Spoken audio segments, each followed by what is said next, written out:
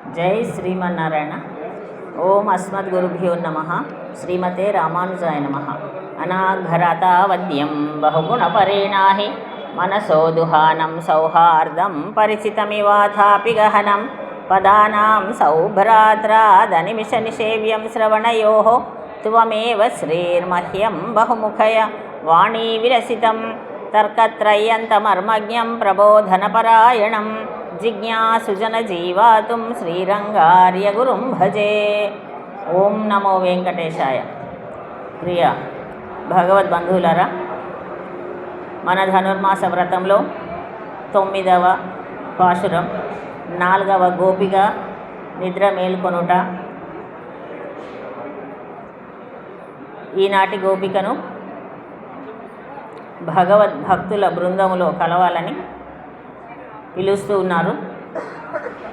తూ మణిమాడత్తు చిత్తం విళక్కరియా తూపం కమజత్తు ఇలజమేల్ కన్వళரும் மாமான் மகளே மணிக்கதவம் தாழ் திருவாய் மாமீரவளை எஜுப்பீரோ உன்மகள்தானுமையோ அன்றிச்செவிடோ அனந்தலோ ஏம பெருந்துயில் மந்திரப்பட்டாளோ மாமாயன் மாதவன் வைகுந்தன் என்றென்று నామం పలவும் నవిన్రేలోరింబావాయి అని పాశురం విశేషమైన పాశురముగా చెప్తారు ఈనాడు. 9వ పాశురం, సంఖ్య 9.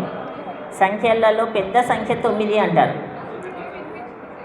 అలా నవరత్నములు, తూమణి అంటేనే రత్నములు, రత్న ఖచ్చితమైనటువంటి మణులతో కూడినటువంటి భవనములో నిద్రిస్తున్నటువంటి గోపికను ఈరోజు మేల్కొల్పుతూ ఉన్నారు. మణులు, నవరత్నములు, నవగ్రహములు, నవధాన్యములు, నవ సంఖ్య చాలా శ్రేష్టం. అలా శ్రేష్టమైనటువంటి మనకు భగవంతుడితో ఉన్నటువంటి సంబంధము కూడా నవ విధములుగా ఉంటుందట. ఈ జీవాత్మకు పరమాత్మతో సంబంధం ఉంటుంది, అది కూడా 9 రకాలుగా ఉంటుంది. పరమాత్మ సాక్షాత్తుగా ఆయన పితృపుత్ర భావం 9 రకాల అని చెబుతూ ఉన్నారంటే ఇవన్నీ గుర్తు చేసుకోవాలి మనం. రక్ష్య భావం, అతడు రక్షించేవాడు, మనము రక్షించబడేవారు. పితృపుత్ర భావం అంటే స్వామి తండ్రి, మనము పుత్రులము, బిడ్డలము. శేషీభావం, భర్తృ భార్యాభావం, జ్ఞాతు జ్ఞేయ భావం, స్వామి భావము, ఆయన స్వామి, మనం ఆయన సొత్తు. ఆధార ఆధేయ భావం, శరీర ఆత్మభావం, భోక్తము భోగ్యము, భోక్తృత్వము భోగ్యము అనేటటువంటి భావం. ఇవన్నీ 9 రకాల సంబంధము ఈ జీవుడికి పరమాత్మతో ఉంటాయి. అందుకని భగవంతుడు ఎవరు? మనకు భగవంతుడే బంధువు. అందుకనే కదా తెలియజేశారు మనకు సులభంగా తెలియడం కోసం. నీవే తల్లివి తండ్రివి, నీవే నా తోడు నీడ, నిజముగా సఖుడవు, నీవే గురుడవు దైవము, నీవే నా గతియు పతియు, నిజముగా కృష్ణ. సాక్షాత్తు శ్రీకృష్ణ పరమాత్మ యొక్క గొప్పతనాన్ని, వైశిష్ట్యాన్ని తెలియజేస్తూ ఇంకా అయితే ఇవాళటి గోపిక మణులతో నిర్మించబడినటువంటి భవనంలో నిద్రించి ఉన్నది కనుక ప్రాభాతిక చిహ్నాలుగా బయట కనిపించేటటువంటివి, తూర్పున తెల్లవారింది లాంటివి చెప్పడానికి అవకాశం లేదు. అమ్మాయి చక్కగా మణులతో కూర్చబడినటువంటి భవనంలో నిద్రిస్తుంది. అందుకనే ఆ అమ్మాయిని నిద్ర మేల్కొల్పుతూ ఉన్నారు. చుట్టూ కూడా తూమణి మాడత్తు మణుల చేత నిర్మించబడినటువంటి భవనంలో చుట్టూ విరక్కడియా, చుట్టూ దీపాల ప్రకాశం ఉందట. అవే మణులే సహజంగా దివ్యమైన కాంతిని ఇస్తూ ఉన్నాయి. అంతేకాకుండా దీపాలు అనేకమైన దీపాలు ఉంచుకుందటండి. ఎందుకంటే నిద్రించే సమయంలో కూడా దీపము ఉండవలెను అని తెలియజేస్తారు. మనం దీపం లేకుండా నిద్రించకూడదు. ఎందుకంటే ఆ తమస్సు కలిగినటువంటి ఆ సమయంలో వెలుతురు ఉంటే రాక్షస ప్రవృత్తులు రావులోనికి అని మన పెద్దవాళ్ళు చెప్తూ ఉంటారు. అందుకని దీపాన్ని తప్పకుండా ఉంచుతారు. ఈ అమ్మాయి కూడా దీపం ఉంచిందట. దీపం ఉంచితే ఏమవుతుంది? క్రీనీడ పడుతుంది. ఒక దీపాన్ని ఉంచితే దాని కింద క్రీనీడ వస్తుంది. అమ్మో ఇక్కడ నీడ వస్తుంది. ఈ క్రీనీడ పోవాలి, దాని పక్కన మరొక దీపాన్ని ఉంచిందట. దానికి నీడ వస్తుంది, మళ్ళీ ఆ నీడ దీపం దాని యొక్క నీడ రాకుండా ఉండాలని అలా అన్ని దీపాలు పెట్టేసిందట. అన్ని దీపాలు పెట్టి నిద్రిస్తున్న అమ్మాయి నిద్రిస్తుంది అంటే భగవంతుని యొక్క గుణానుభవంలోనే ఉంది. కళ్ళు తెరిస్తే వీళ్ళందరూ పిలుస్తున్నారు, కళ్ళు తెరిస్తే భగవంతుని యొక్క గుణానుభవము చెదిరిపోతుంది పరమాత్మతో అన్న భావనలో ఉన్నటువంటి అమ్మాయి. నిన్న 6వ పాశురము నుండి 6, 7, 8 వాళ్ళ 9 6, 7 పాశురాలలో వినలేదా, విన్నావా, విని పడుకున్నావా మాటలు కేళీరో అన్నారు కదా. ఈరోజు నిద్ర ఇంకా చాలు, నిద్ర మేలుకొని రావాల్సింది అంటూ ఉంటారు. నిద్ర అనే మాటతో ఇవాళటి నుండి 4 పాశురాలు నిద్ర, ఇంకా నిద్రిస్తున్నావా అనే మాటను పలుకుతూ ఉంటారు. అయితే నిన్న తూర్పు వైపున తెల్లవారింది. ఆ పశువులలో కూడా ముఖ్యంగా గేదెలను తెలియజేశారు. గేదెలన్నీ కూడా చిన్న బీడి కట్టి వెళుతున్నాయి అని. అజ్ఞానానికి ప్రతీక గేదెలు. ఇప్పుడు ఏదన్నా ఒక చేలో పడి ఒక గేదె అక్కడ ఉన్నటువంటి గడ్డిను వాళ్ళ చేనులో అన్ని మేస్తుంది అనుకోండి, దాన్ని కొడితే వెళ్ళిపోమని కొడితే అది అలాగే పరిగెత్తుకుంటూ వస్తుంది. అదే ఆవు అయితే వస్తూ 4 గడ్డి పరకలు నోట్లో పెట్టుకొని వస్తుంది. జ్ఞానానికి ప్రతీక గోమాత. ఈ గేదెలతో చెప్పారంటే అజ్ఞానానికి ప్రతీక. అజ్ఞానముతో ఉండకండి అని అంతర్లీనంగా ఏముంటుందంటే అందరినీ లేపడం అంటే నిద్ర మేల్కోవడం అని అంటే చుట్టూ ఉన్నటువంటి పరిస్థితిని గమనిస్తూ మనలో మనము ఉత్సాహాన్ని తెచ్చుకొని ప్రవర్తనను మార్చుకోగలగాలి. ఇప్పుడు మనం ఏం చేస్తుంటాం, చూస్తూ ఏదన్నా అయ్యో నేను ఇక్కడే ఉన్నాను, నాది దగ్గర ఉన్నటువంటి పర్సు పోయింది అంటే ఏం నిద్రపోతున్నావా అంటాం కదా. బస్సులో ఎక్కాము, పక్కనే పెట్టుకున్న బ్యాగు పోయింది అంటే నిద్రపోతున్నావా అంటే మెలకువగా అని అంటారు. అంటే తెలివి లేదా అంటే తెలివి తెచ్చుకోవడం మళ్ళీ 2 అర్థాలు. అంటే మెలకువ తెచ్చుకోవడం అనే విషయ సంబోధనని మనకి ఇందులో ఉంటుంది. చిత్తుం విళక్కర్య, చుట్టూ దీపాల యొక్క ప్రకాశం ఉందట. గొప్పనైనటువంటి మణికాంతులతో నిండినటువంటి భవనం. ధూపం కమజ, అగరు ధూపం కూడా ఉందటండి. అంతేకాదు వీళ్ళు కనిపిస్తోంది మన వాళ్ళకు ఆ మణులతో నిండినటువంటి భవనము, అందమైన భవనములో నిద్రిస్తున్నటువంటి అమ్మాయి బయటకు కూడా కనిపిస్తోంది, కానీ శబ్దాలు ఏమీ వినిపించవు. అగరు ధూపము చక్కగా పరిమళిస్తూ కనిపిస్తోంది. తుయిలెడమేర్ కన్వళరుం, అలా నిద్రిస్తున్నటువంటి ఓ గోపిక మామాన్ మగళే, అమ్మాయిని లేపుతున్నారు. మామాన్ మగళే అంటున్నారు. ఓ అత్త కూతురా అని సంబోధన అండి. వాళ్ళ అత్త కూతురు ఏంటి, వీళ్ళు బంధువులా కాదు, అందరూ పక్కింటి వాళ్ళే. కానీ పక్కింటి వాళ్ళను అత్త మామ అని పిలుచుకోవడం అనేది ఒకప్పుడు ఉండేది. ఇప్పుడు అన్నిటికీ ఒకటే పదం, ఆంటీ అంకుల్. అప్పుడు దేహ సంబంధాన్ని కూడా ఉంచుకొని ఒక ఆప్యాయత అనేటటువంటిది కలుగుతుందండి ఇలా పిలుచుకోవడం వల్ల. అది అప్పుడు అలాగే పిలుచుకునేవారు. పిల్లలందరూ మామాన్ మగళే మణి కదవం తాళి తిరువాయి అంటున్నారు. గోదాదేవికి ఆధ్యాత్మికంగా కాకుండా దేహ సంబంధాన్ని కూడా కలిగి ఉండాలని అలా పిలుచుకోవడం. మణి కదవం తాళి తిరువాయి, మణులతో కూడి ఉన్నటువంటి తలుపు గడియకు కూడా, గడియలు ఉంటాయి కదా, ఆ కాలంలో గడియలు ఇలా ఉండేవి అడ్డంగా, ఇలా పెద్దగా అడ్డంగా ఉండేవి. వాటికి కూడా మణులతో కూర్చబడిందట. అలా మణులతో కూర్చబడి రత్నాలు వజ్రాలతో ఉన్నబడినటువంటి ఆ గడియను తెరు అమ్మ అంటున్నారు. మణి కదవం తాళి తిరువాయి మామీరవళయ్య జుప్పీరో. ఇందులో వాళ్ళ అమ్మగారు కనిపించింది. వాళ్ళ అమ్మగారు అట్టు వస్తుంటే మామీరు అంటే అత్త నీవన్నా లేపమ్మా అమ్మాయిని అని. అత్త కూతురు అన్నారు ఇందాక. అమ్మాయి కనిపిస్తే అత్త నీవన్నా లేపొచ్చు కదా అమ్మాయిని. మగళదా నువ్వయ్యో, అయ్యో ఒక మాట పలకదు, అనదు ఆనదు, మూగదా అంటున్నారు. మాట్లాడకుండా ఉంటే మామీ రవళయ్య జుప్పీరో ఉన్మహళదా నువ్వయ్యో, నీ కూతురు ఏమన్నా మూగదా అమ్మా? లేక అండ్రి చెవిడో అనందలో, చెవులు వినిపించవా అనుకుంటారు చిన్నపిల్లలు సహజంగా. చెవులు వినిపించవా? లేక అనందలో ఏ పని చేయలేదా? బడలికలో ఉందా? బద్ధకంగా ఉందా? నిన్న వస్తానని చెప్పినటువంటి అమ్మాయి ఇవాళ అసలు ఏమీ మాట్లాడడం లేదండి. నిన్న మొన్న గోపికలన్నా అందరూ వచ్చారా అది మాట్లాడాలి. ఈ అమ్మాయి ఏది మాట్లాడదు. ఎందుకంటే మాట్లాడినా కానీ కృష్ణ పరమాత్మ యొక్క గుణ ప్రవాహం దూరం అవుతుందని, కృష్ణ పరమాత్మ యొక్క సౌందర్యాన్ని ఆరాధించుకుంటూ ఉన్నటువంటి గోపిక కనుక ఇదంతా కూడా మధుర భక్తిని చూపించేటటువంటి గ్రంథం. అయితే ఏమో పెరుందుయిల్ మందిరపట్టాలో లేక ఎవరైనా మంత్రం వేశారా కదలొద్దు అని, కదలకుండా ఉండాలి, మాట్లాడకుండా ఉండాలి అని ఎవరైనా మంత్రించారా అమ్మ అలా పడుకుంది లేవడం లేదు అని ఆక్షేపణ చేస్తూ ఉన్నారు. ఏమో పెరుందుయిల్ మందిరపట్టాలు మామా ఆయన. సరే వాళ్ళ అమ్మగారు అంది కదా, అయ్యో మీకు తెలియదా ఈ మా అమ్మాయి సంగతి మీకు తెలుసు కదా, ఆమెను అలా అనకుండా నెమ్మదిగా భగవంతుడు భగవన్నామం అంటే చాలా ఇష్టం మా అమ్మాయికి, మీరు మెల్లగా భగవన్నామాన్ని పాడితే ఆ చల్లటి మాటలు మనసులో చేరి అమ్మాయి మేల్కొంటుంది అన్నట్టుంది. అందుకని భగవన్నామాన్ని పాడుతున్నారు. మామాయన్ మాధవన్ వైగుందన్ ఎండ్రెండ్రు అని. ఈరోజు మహామాయావి అండి. ఎవరు మహామాయావి? మహామాయావి ఎవరు? మామాయన్ మాధవన్ అంటే మహామాయావి అంటే మాయమైపోయేవాడని కాదు. ఏమిటి అర్థం? మహామాయావి అంటే అర్థం ఏంటి? అఘటిత ఘటనా సమర్థుడు అంటాం. ఎవరు అఘటిత ఘటనా సమర్థుడు? కృష్ణ పరమాత్మ అండి.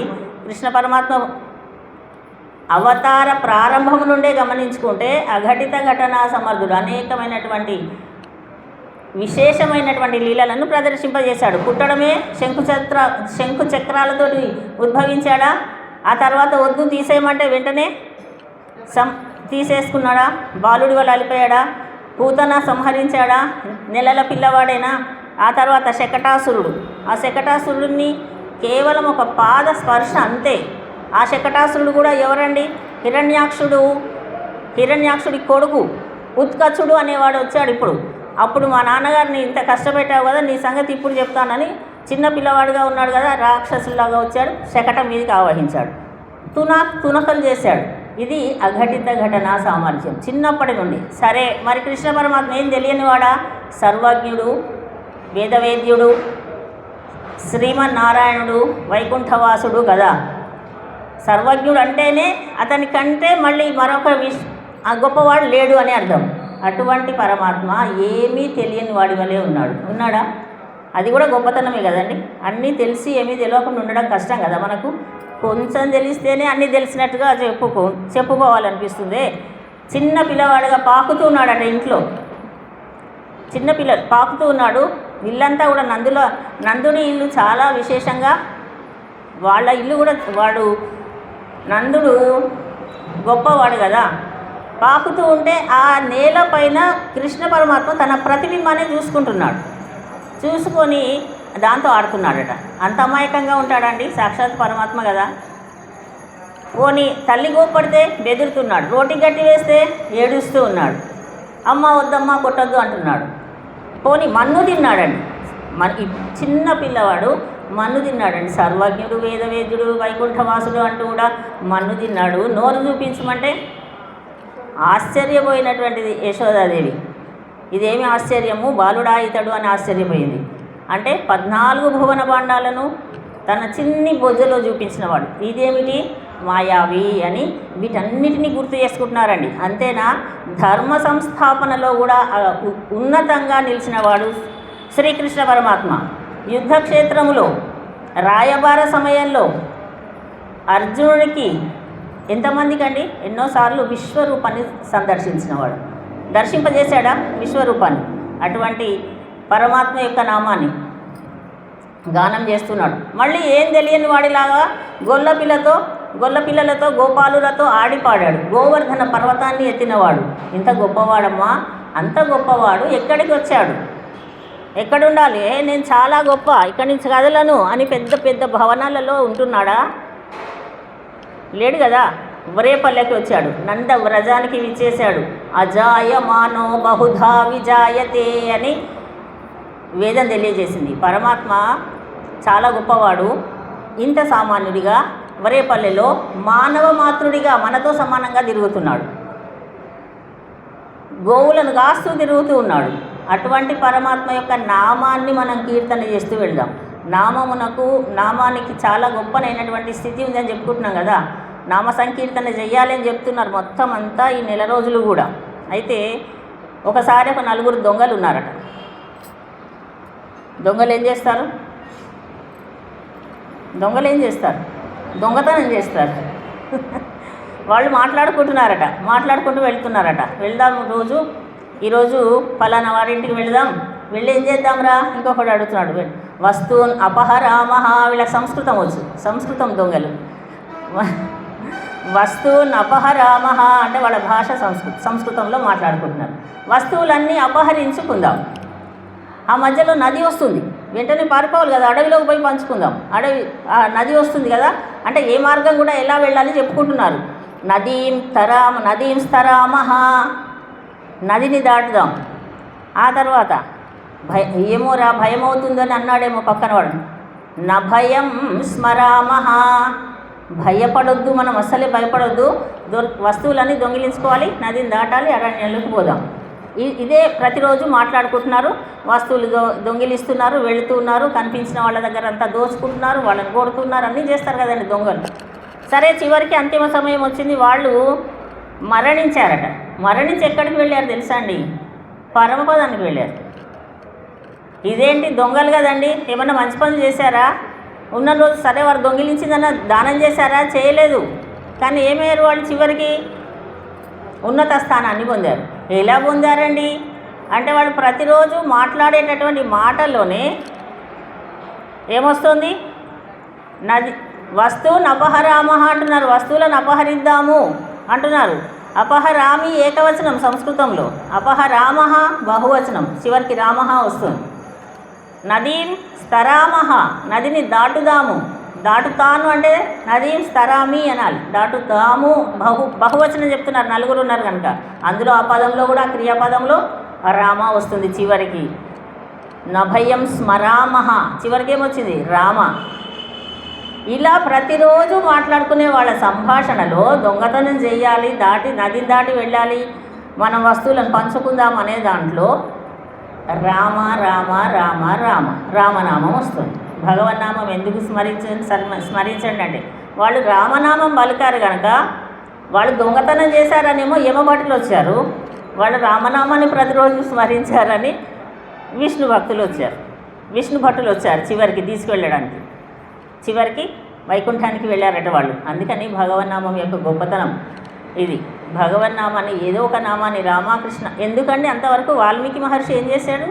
యజ్ఞాలు యాగాలు తపస్సు ఏమైనా చేశాడా? వాల్మీకి మహర్షి అంతకుముందు ఆయన కూడా రత్నాకరుడు అనే పేరుతో దారి దోపిడీ చేసుకున్నవాడే కదా. రామనామాన్ని ఒక నామాన్ని ఇవ్వడం వల్ల ఇంకా మనమన్నా శ్రీరామ అంటున్నాడు. వాల్మీకి మహర్షి రామ అంతే, రామ పలకడం వచ్చిందా? నోరే తిరగలేదండి వాల్మీకి. అప్పుడు తిరగకపోతే మహర్షులు ఏం చెప్పారంటే సరే తిరగేసి మనకు సవ్యమైన దారి తెలియకుండా తిరగేసి మాట్లాడుతుంటాం అన్నీ. అందుకని తిరగేసి పలకమన్నారు. మరా మరా మరా మరా మరా మరా మరా అంటున్నాడు. మరా మరా అనే రామాయి ఎంత గొప్పవాడయ్యాడు. ఆది కావ్యమైనటువంటి శ్రీమద్ రామాయణాన్ని రచన చేశాడు ఈ లోకంలో. అది గొప్పనైనటువంటి ఇతిహాసమైంది. అటువంటి నామ మహిమ, నామస్మరణాదన్యోపాయం. మనకు భక్తి కలగాలంటే మొట్టమొదలు భగవన్నామాన్ని పట్టుకోవాలి. భగవన్నామాన్ని స్మరిస్తుంటే భక్తి కలుగుతుంది. ఆ భక్తి ద్వారా ఆలయానికి రావాలనిపిస్తుంది, భగవంతుని దర్శించాలనిపిస్తుంది. ఆ భగవంతుడికి పుష్పమో పత్రమో ఫలమో తోయమో ఏదో ఒకటి సమర్పించాలనిపిస్తుంది. అవి ఇస్తూ కూడా సర్వం శ్రీ కృష్ణార్పణమస్తు అనాలనిపిస్తుంది. అప్పుడు అనగలుగుతాము. ఇదంతా దేనివల్ల కలుగుతుంది? భక్తి వలన కలుగుతుంది. భక్తి కలగాలంటే భగవత్ సన్నిధికి వెళ్ళగానే ఏం చేయాలంటే తెలుసా అండి? సరే ముందు మన ఆచార్యులను, ఆళ్వార్లను, గరుడాళ్వార్లను, లక్ష్మీ అమ్మవారిని అందరినీ దర్శించుకున్న తర్వాత భగవంతుని దర్శిస్తాం. మన కోవిల వెంకటేశ్వర స్వామిని దర్శిస్తాం. ఏం చదువుకోవాలి? వెంటనే దర్శించిన వెంటనే ఏం చేయాలి? ఏం స్మరించాలి? వెంకటేశ్వర స్వామి కనుక అజ్ఞానినా మయా దోషాన్న శేషాన్ విహితాన్ హరే క్షమస్వత్వం శేషశైల శిఖామణే. మన అజ్ఞానాన్ని చెప్పుకోవాలి కదా. అయితే భగవంతుని దర్శించిన వెంటనే అజ్ఞానాన్ని ఇది చెప్పుకోవాలి. నేను ఇంత అజ్ఞానుడినండి, నాకేమీ రావడం లేదు అనే మాట చెప్పుకొని ఆ తర్వాత ఏం చెప్పాలి? ద్వయమంత్రాన్ని అనుష్ఠించుకోవాలి. భగవంతుని దర్శించగానే ద్వయమంత్రం చదువుకోవాలి. అందరూ సంవత్సరాలు అయిన వాళ్ళు ఉన్నారు కదా, ద్వయమంత్రానుసంధానం చేయాలి. ద్వయమంత్రానుసంధానం చేయడానికంటే ముందేం చేయాలి? గురు పరంపర ఉంటుంది మనకు. గురు పరంపర వాక్యాలు ఉంటాయి. అస్మద్ గురుభ్యో నమః, అస్మద్ పరమగురుభ్యో నమః, అస్మద్ సర్వగురుభ్యో నమః, శ్రీమతే నారాయణాయ నమః. ఇలా 10 వాక్యాలు ఉంటాయి. ఆ 10 వాక్యాలను పఠించాలి. పఠించిన తర్వాత సాక్షాత్తు శ్రీవైకుంఠములో అమ్మ లక్ష్మీదేవికి స్వామి తెలియజేసినటువంటి మంత్ర రాజమని, దాన్ని మంత్రరత్నం అంటారు. ద్వయ మంత్రం. శ్రీమన్నారాయణ చరణౌ శరణం ప్రపద్యే శ్రీమతే నారాయణాయ నమః అని మనం ఆచార్యుల నుండి స్వీకరించాం కనుక దానిని స్మరించాలి. ఆ స్మరించడం కంటే ముందు గురు పరంపరను అనుసంధించాలి. అయితే మనకు 10 మంది గోపికల నిద్ర మేలుకొలుపుతున్నారు కదా. 6వ పాశురంలో ఒక గోపిక, 7వ పాశురంలో ఒక గోపిక, 8వ పాశురంలో ఒక గోపిక, ఈరోజు 9వ పాశురంలో 4వ గోపిక. మొదటి నలుగురిని ఈ గురు పరంపరలోని ఒక్కొక్క వాక్యం ఒక్కొక్క శ్లోకానికి అన్వయిస్తారనమాట. మొదటి పాశురం పుల్లిన్వాయికి, మొదటి పాశురం 6వ పాశురము పుల్లుం శిలంభినగాళ్ పుల్లరైన్ గోయిలిన్. దానికి గురు పరంపరలో మొదటి వాక్యం ఏమిటి? అస్మద్ గురుభ్యో నమః. మొదటి గోపిక. 2వ గోపికను మేల్కొల్పడం ఆ పాశురానికి అస్మద్ పరమ గురుభ్యో నమః. 3వ గోపికను మేల్కొల్పేటప్పుడు అస్మద్ సర్వగురుభ్యో నమః. ఈరోజు 4వ గోపిక శ్రీమతే రామానుజాయ నమః అనే వాక్యం. ఇలా విశేషమైనటువంటి పాశురాల ద్వారా గోపికలను నిద్ర మేల్కొల్పుతూ ఉన్నారు. భగవంతుని యొక్క భక్తులందరితో కలిసి ఆలయానికి వెళ్ళి భగవంతుని యొక్క స్మరణ చేయమని భగవత్ కథలను వినడానికి ఇవన్నీ మనకు సహాయపడతాయి. అయితే ఇదే విషయాన్ని ఏం చెప్పారు? అఘటిత ఘటనా సమర్థుడైనటువంటి కృష్ణ పరమాత్మని తెలియజేశారు. మామాయన్ మాధవన్ వైకుంఠన్. మాధవుడు అన్నారు. మాధవుడు అంటే ఎవరండి? మాధవుడు అని ఎవరికి పేరు అంటే శ్రీ మహావిష్ణువుకే పేరు. అర్థం చూస్తే మా అంటే లక్ష్మీదేవి అండి. మా లక్ష్మీదేవి. ధవుడు అంటే భర్త. ఎవరికి భర్త? ఇప్పుడు పేరు విష్ణుమూర్తి, లక్ష్మీదేవి భర్త అని అర్థం. దేనికి? మాధవుడు. మాధవ మామాయన్ మాధవన్ అన్నారు. లక్ష్మీదేవి భర్త అని అర్థం. అంత గొప్పవాడు. మాహ అంటే లక్ష్మీదేవి, ధవుడు భర్త. మామాయన్ మాధవన్ వైకుంఠన్. వైకుంఠవాసుడు అండి. సాక్షాత్తు పరమపదవాసుడు శ్రీమన్నారాయణుడు అని నామాన్ని పాడుతూ ఉన్నారు ఇవాళ. అయితే ఈ 7వ పాశురము శ్రవణ దశను చెప్పారు. 8వ పాశురములో మనన దశను గురించి చెప్పారు. ఈనాడు వశీకారావస్థ అనేటటువంటి విషయాన్ని తెలియజేస్తారు. అంటే ఉంటారు, ఎవరు ఏదన్నా ఏమీ మాట్లాడరండి, అది వశీకార అవస్థ. అలా ఇవాళటి గోపిక కూడా ఏమన్నా మాట్లాడిందా? మీరందరూ వచ్చారా అనిందా? లేదు, మీరందరూ ఆకాశం వైపు చూస్తుంటే తెల్లబడింది. నిన్న మాట్లాడారు. నిన్నటి గోపిక లోపల నుండి మాట్లాడారు. కానీ ఇవాళటి గోపిక నిరంతరము భగవంతుని యొక్క దివ్య ఆలోచన స్పర్శలోనే ఉండిపోతుంది. భగవంతుడి యొక్క ఆలోచన ఎక్కడ ఒక మాట మాట్లాడితే భగవద్ది యొక్క గుణానుభవం దూరం అవుతుందని చింతించేటటువంటి బాలిక అనమాట. అందుకని ఇవాళ వశీకారావస్థలో ఉంది. భగవద్గీతలో శ్రీకృష్ణ పరమాత్మ ఈ విషయాల గురించి వశీకారావస్థ అంటే ఒక తాబేలు ఎలాగైతే దానికి అపాయం కలుగుతుంటే తన యొక్క పాదాలను శిరస్సును లోపలి తీసేసుకుంటుంది. స్థితప్రజ్ఞావస్థ అంటారు. స్థితప్రజ్ఞావస్థ అంటే చుట్టూ అన్నీ ఉంటాయి కానీ ఏం చెప్తారు? తామరాకు పైన నీటి బిందువులాగా ఉండాలని చెప్పే విషయాన్ని 2వ అధ్యాయంలో భగవద్గీతలో శ్రీకృష్ణ పరమాత్మ తెలియజేశాడు. అదే విషయంగా ఈనాటి గోపిక ప్రవర్తన ఉంటుందన్నమాట. ప్రజహాతి యదా కామాన్ సర్వాన్ పార్థమనోరథాన్ ఆత్మన్యేవాత్మనాతుష్ట స్థితప్రజ్ఞస్తదోచ్యతే అని. అలా ఉండవాడండి స్థితప్రజ్ఞుడు. చుట్టూ అనేకమైనటువంటి విషయాలు జరుగుతూ ఉంటాయి. ఎవరో పోట్లాడుకుంటుంటే వాళ్ళ మధ్యలోకి వెళ్ళి మనము మాట్లాడడం కానీ, లేదు వాదన పెట్టుకోవడం కానీ, వాదన కూడా మంచిది కాదని చెప్తుందండి. నారద భక్తి సూత్రాలలో తెలియజేస్తారు. వాదనని పెట్టుకోరాదు. ఆ తర్వాత ఆ సమయంలో మౌనంగా ఉండాలి. మనకెవరైనా వాదన పెట్టుకుంటుంటే మాట్లాడాలనిపిస్తుంది, కానీ అనవసరం అనిపించినప్పుడు మాట్లాడరాదు. మౌనంగా ఉండుటయే గొప్పనైనటువంటి లక్షణం అని తెలియజేస్తారు. ఆ విషయాలని ఈనాటి గోపిక ద్వారా మనకు తెలియజేస్తారు. అయితే 4 అవస్థలు ఉంటాయండి. ఒకటవది యతమానావస్థ అని, రెండవది వ్యతిరేకావస్థ, మూడవది ఏకీంద్రియావస్థ, నాలుగవది వశీకారావస్థ అని. ఈ వశీకారావస్థ అన్నిటికంటే గొప్పది. ఆ స్థితిలో ఉన్నటువంటి అమ్మాయి నాటి గోపిక భగవద్ ధ్యానం తప్ప మరి ఇంకేది పట్టించుకునేటటువంటి అమ్మాయి కాదు. అయితే భగవంతుని యొక్క భక్తులు ఎలా ఉంటారంటే, అయితే నేను ధ్యానం చేస్తుంటాను, నా విషయాలన్నీ భగవంతుడే చూసుకుంటాడు అని వదిలిపెట్టేవాళ్ళు ఒకళ్ళు. లేదండి, భగవంతుడి కోసం నేనే ప్రయత్నం చేయాలి, భగవంతుని పొందడం కోసం ప్రయత్నం చేయాలనేవాళ్ళు మరొకరు. కానీ వాళ్ళటి గోపిక తాను ప్రయత్నం ఏమీ చేయదు, భగవంతుడే కృష్ణుడే చూసుకోవాలి. తన సంగతి నిజంగా కూడా కృష్ణుడికి ఈ గోపిక అంటే చాలా ఇష్టం. ఆ గోపిక కోసం కావాల్సినటువంటివన్నీ ఇస్తాడు. ఎంతమంది వెళ్ళినా ఈ అమ్మాయి రాకపోతే సంతోషపడాడు అటువంటి గోపిక. అందుకని ఆమె కూడా ఏ ఇతరమైనటువంటి వ్యాపకాలు ఏమీ పెట్టుకోకుండా కృష్ణుడే నాకేమి కావాలో అతడే ఇస్తాడు అనేటటువంటి స్థితిలో ఉంటుంది.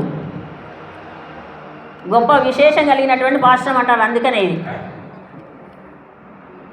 అయితే 6వ పాశ్రము, 7వ పాశ్రం, 8వ పాశ్రాలలో కూడా ఆళ్వార్లను రోజు ఒక ఆళ్వార్ల నిద్రలేపడం అని, మనకు ఒక 10 మంది ఆళ్వార్లు ఉంటారని, వాళ్ళు భగవద్భక్తిలో మునిగిన వాళ్ళు. ఆ ఆళ్వార్లు కూడా వాళ్ళ ప్రయత్నం ఏమీ లేదు, భగవద్ ధ్యానం చేయమన్నారు కదా చేస్తూ ఉంటారు అంతే.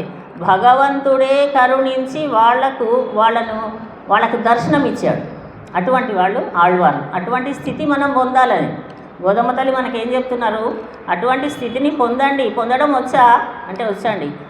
ఒక వ్యక్తి మనలాంటి జీవులే కదా అందరూ, ఎవరో ఒకరు ఒక గొప్ప విషయాన్ని సాధించారు అంటే మనకెందుకు రాదు? అవునా కదా? వారు చక్కగా, ప్రభావతి గారు చక్కగా ముగ్గులు వేస్తారు, అంత చక్కగా వారు వేస్తున్నారు ముగ్గులు అంటే మనకెందుకు రాదు అని ప్రయత్నం చేయగలగాలి కదా, చేస్తే వస్తుంది. గోదమ్మ తల్లి చెప్పేది అదే, ఒకరిని సాధించారంటే అందరికీ వస్తుంది. ఈ స్థితిని అలవరుచుకోండి. అన్నిట్లలో ఫస్ట్గా ఉంటారు వారు అన్నిట్లలో ఉంటారు, నాకెందుకు రావట్లేదు అని ఆలోచించుకున్నారు. అందుకని ఈ అమ్మాయి అలా ఉంటుందట. గోదమ్మ తల్లి చెప్పింది అదే, ప్రయత్నం చేయండి, ముందు భగవన్నామాన్ని పట్టుకోండి. అందుకనే సులభంగా చెప్పడం, ఒక్కొక్క మెట్టు ఎక్కినట్టు భగవన్నామాన్ని పట్టుకొని భగవత్ సన్నిధికి వెళ్ళండి, భగవంతుని గురించి ఆలోచించండి. వాదనల్లోకి వెళ్ళరు. చూడండి, గమనిస్తుంటే మనలోనే మన చుట్టూ ఉన్నటువంటి వాళ్ళ యొక్క ప్రవర్తన మనకి ఆనందం కలిగిస్తుందండి, గొప్పతనం కలిగిస్తుంది. అరే వాళ్ళు ఎలా ఉన్నారు, నేను ఎలా ఉంటున్నాను కదా. అందుకని ఇవన్నీ మనలో జరిగే విషయాలనే మనకు తెలియజేస్తుంది అమ్మ. అయితే ఆ ఆళ్వార్లను కూడా గుర్తు చేసుకోవాలి మనం. 6వ పాశురంలో